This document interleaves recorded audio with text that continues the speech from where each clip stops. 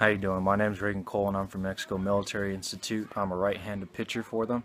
I'm here to give you a 3-minute session on how to perfect a sinker ball. Now, my credibility is because I throw a sinker ball and that's all I can give as a pitcher.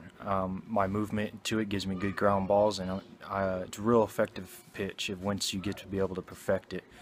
It's one that it's hard to find the angle, and it's hard to find somebody that can throw it and locate it real well.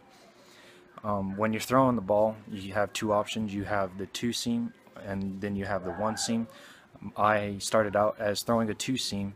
I used to start with the wide grip, and then my coach finally taught me how to throw in more, and giving this, that made that ball sink and curve and slide in there. As I was injured, I got time to throw and find my get my repetition, sorry, and find my arm movement. And finally, we tried the grip of one seam. Now with this one seam, it slips out of my fingers. It's perfect to where I get right on top and getting those laces to curve in. Now, one thing to remember when you're throwing your one seam or two seam sinker is it's all about your arm angle and what works for you. What works for me is throwing it a little bit more sidearm, where I keep it tight, and when I'm following through all the way, I like to keep it cut out more. A lot of people like to keep it tight all the way through, make sure that their fingers dominate, and it's all just about your perspective and what feels right for you. A lot of things can just be what hurts and what doesn't. With me, the sidearm does more action for me and gives me more ground balls than it does keeping it tight and over on top. Now, that's another thing, is you really want to make sure this finger dominates over and you get all the way through that ball, and make sure you touch your target.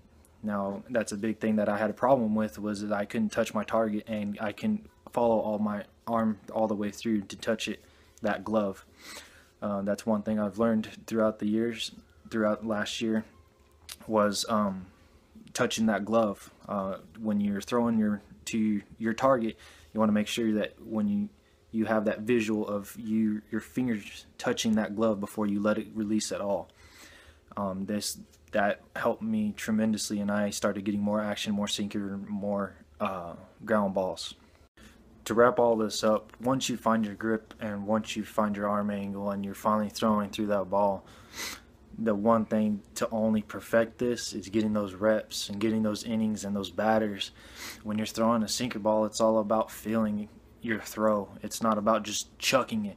You've really got to pay attention to every touch and every feeling that you put through it, because if you don't find what's comfortable and find what's real smooth and fluent, you're never going to be able to get that good ground ball and make it to where you're a good pitcher. Now, that's the only advice that I can give you when you're throwing a sinker ball. There's not much you can do. It's all about if you can throw it or if you can't. Some people can't, and that's just how it is. I can't throw fast, and I've accepted it.